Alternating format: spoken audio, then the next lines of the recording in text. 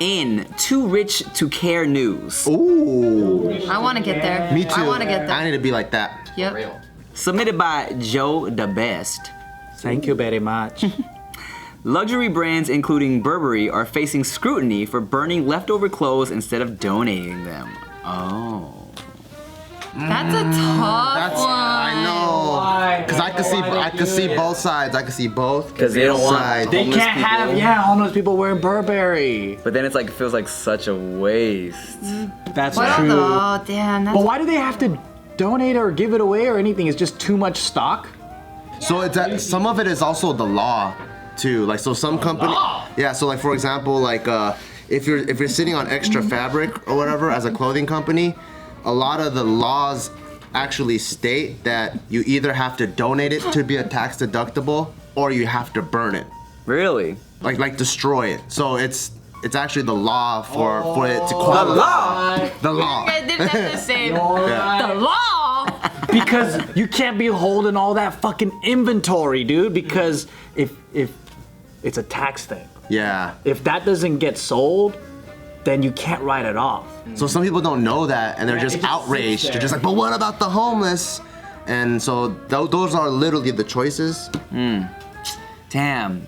They didn't mention anything about the law. The law. But people don't know. Like, why But that's would the reason why they're doing it. Yeah, like I'm why would a pretty sure journal? they'd Why would wanna- a journal? Like, why would an article writer or a journalist for some newspaper know the exact like laws for an apparel company? Like, we didn't know until we got there. Yeah, a lot of these people don't know unless they start building a business. You see the way he's Right. laying All the down? technicalities and shit. He even has his black feet crossed and everything. Oh my god, they're so dirty. Hella dirty. He's curling. All right. I'm a fucking mermaid, homie. So Burberry has destroyed $65 million worth of products in the past 5 years. Wow. They're saying that just in 2017 it was 36.5 million. Damn, they destroyed more shit than I've sold In my life. in my life. Damn, that's crazy, man. Like, that's kind of rough. Like, I get it. You kind of have to, like, you want to protect your brand. Yeah. And I'm sure they're inflating that number too and giving you the retail. Not the amount. wholesale Oh, value. Right. yeah, true. Not the cost. Because Yeah. they're like, if it one costs this, imagine all these like, damn, that so much. sucks. Yeah, so much business terms. You know, they do this in grocery stores. I think, I don't know if it's France, but it's somewhere in Europe where if the stuff is about to go, then they have to get the food and donate it to a shelter or whatever. But we can't do that here in the States because if a homeless person gets sick, then they can sue whoever donated or gave that food. So like, or you gave me whatever. old food, I'm gonna sue you. Yeah. So they have to just throw it away. So there's a lot of fucking food waste going on. That's All, I all really- depends on the law. The It's law. the law, goddammit! Yeah. I really liked HelloFresh. I'm kind of sad that they all closed down, but they had like a section of about to expire stuff, and you can buy it. Oh, they closed down? Hello Fresh, you mean fresh and easy? There you go. What is HelloFresh? Where did that come Food from? delivery. Oh, my bad. Oh yeah. I was like, they closed I down. want to say thanks to HelloFresh for sponsoring this video. fresh and easy. I remember Yeah, there that. you go, fresh Yeah, I Easy. love Fresh and Easy. Why'd they shut down? Yeah. Dang. Who knows? Yeah, so in this article, they are reporting though that more than 16.5 tons of H&M stock was burned last year, helping to power a small Swedish city instead of using coal. Oh. So there's like other ways they can be using all this overstock that they have, but Burberry and a lot of luxury brands, they just burn it. And so they're getting a lot of... Because imagine if you save up money, right? You save up for like years to buy your first LV purse, and then you buy it and you're like, fuck yeah, I got this, and now a bunch of homeless people have it. Not to say Right. they don't deserve it, but it's like, But yeah, I get it. Like, you're buying it for a reason. There's a reason why these brands are so expensive, and it's because of the name. You're buying it for the exclusivity and all Yeah. that. Yeah. But even okay, It's but rough. even It's a hard one. even if it's not clothing and luxury, right? Like let's say you paid for a board game. Let's say you bought one of our Shady Agents board game, right? Nice. And well done. right. So let's say you bought one for $35, right? Only 35 bucks? Yeah. Only 35. Let's say but it's over now. But right? What if we turned around and then we had like 100,000 copies in stock, and then we said, oh shit, we have all these extra ones. We're gonna give it out for free. Right. Yeah, it's cool for the people that got it for free, but what about all the other people that had to pay for it? They're like, what the fuck, man? If I just waited, I could have got it for free. Right. Or if I was homeless and just fucking sucking dick on the street, I could have got one for free. Yeah. But even then, though, it's a little bit different because it's $35, right? Whereas these luxury brands, it's like thousands. several hundreds and thousands of dollars that we're talking about. Yeah, so my point is that even at a smaller scale, it's still not fair. You know what I mean? Like, it's still like, fuck. That's, what about the people that did pay for it? What about the people that did earn it, right? If there was only a way, I mean, and that's probably so much unnecessary effort for them though, but like if they could just like cut the logos and shit off I was and thinking then that donate too. it, you know what I'm saying? But then I feel like when you have that much product, is it just gonna That's an cost expense. you? Yeah, it's an Yeah, that's an expense. expense. You have to hire somebody to do all that shit. Yeah, time too. Yeah, well, they are saying here though too that the shareholders are unhappy about the amount of clothes being destroyed because they're asking like, why aren't these products? Well, not only that, but why aren't these unsold products not offered to the company's private investors? Oh. Like, why? Apparently they don't. So Oh, that's yeah, like another why thing, can't we too. just get some free shit instead of I think burning it's all also this- because of the law, though. The law. Yeah. But not even law. free, like maybe like a discount or like to your private shareholders, so you could still be selling it. That's interesting. I feel like they would have that. Like if I have stock in Burberry, they're like, hey, you get a special newsletter for having stock in Burberry, and then they're like, these are gonna be blowout, burnout sales. You could get this bag for basically Yeah, 'cause the you're price that it investing- cost. You're investing in the company, right? I mean, might as well get a little discount. Yeah. Yeah, it all depends on the law, I think.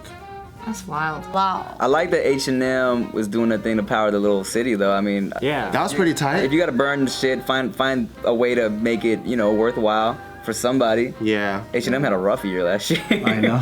They did? Why? Yeah, bro. Remember they had the little T-shirt, the little racist shirt on accident or on purpose or whatever.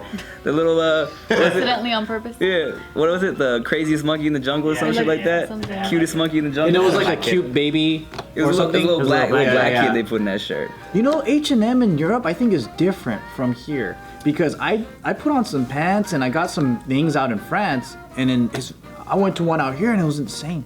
Oh, the sizes. The quality, the Yeah, sizes. even the cut, like Yeah. just the style, everything. European sizes are just smaller, I think, right? Everywhere else in the world, everything is We're just smaller. fatter. Yeah. Because Asia, same thing, right? Japan, all the Oh, clothes I are a little fit small. perfectly in Asia, Yeah. man. I'm a large in Asia, dude. I was like, I'm a large. I went to Zara with Rick one time, and I was like, and I put on a sweater, it fit me perfectly, and I'm like, oh, it's a large. Rick's like, I can't even buy a scarf in here. It's like, in Zara, yeah, because he's like, he just knew that it wasn't gonna work, that European sizing.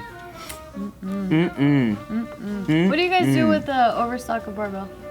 Burn it, you fucking Well, wasted we're not really piece of- that big where we have much overstock. We usually like when we have sales or whatever, we end up selling all of it. But then if it gets to the point where we do have a surplus, the law says we either have to give it away to be a tax deductible because you're not really gonna be able to sell, like let's say something from 2015. No one wants to buy that shit, old logos, old designs, whatever. You either have to give it away as a full donation, or you have to destroy it, which usually means burn it. You can't do like a vintage sale, like 2-year-old vintage You can do that. People do that all the time. So, for example, throwback sale. the current Nike Metcons, the CrossFit shoes, they were the old Kobe's.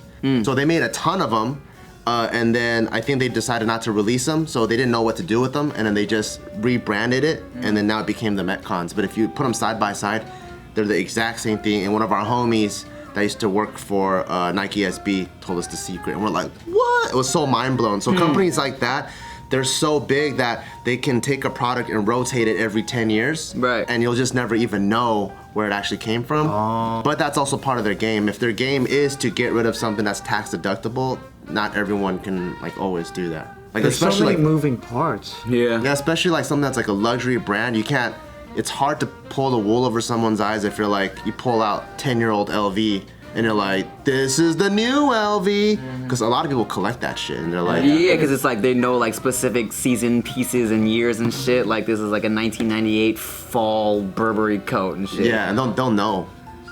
So a lot of people will make the argument that luxury brands put a lot of like craftsmanship and care and quality, and yes, that's true, but a pair of sunglasses does not cost $20,000. But the thing is, exclusivity and the Yeah. art behind it and things like that, you're buying art pieces. That's the argument that they're creating. But in reality, it's what whoever they convince it's worth that, and they're a believer, then that's all it is. Boom, take my money. I mean, and it works the same way as like an art piece would work, you know what I'm saying? Because Yeah. there's a bunch of fucking dope, broke artists that nobody knows about that'll probably sell their pieces for like $20. Right. But then once you get hyped, you know, Picasso could squiggle anything on a piece of paper and it'll sell for thousands Yeah. because he's Picasso, you But know? the crazy shit is, when it's hyped, it's mass manufactured like everything else. But they still fucking charge you up the yang.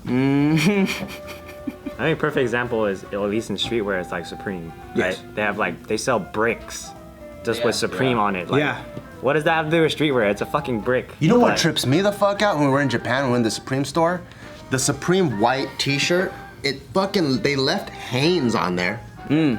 And it's a Hanes undershirt, it's almost see-through, but because it says Supreme, this Hanes undershirt is $80. And they just left Hanes on But you there. can't look at these brands like that at all, though. If you look at it like that, then of course it's not worth it. But it's the lifestyle that's attached to it that people buy into, and that's what puts the price tag on it. So Exactly. even like, If people Yeah. believe, then they will pay for That's it. all you so gotta even do. like I streetwear know, I thought brands, about it. I was like, should I spend $80 on this Hanes because it means undershirt? something, right? Because now it speaks to the masses. Like this is who I am now. This is what I identify with. I believe in whatever.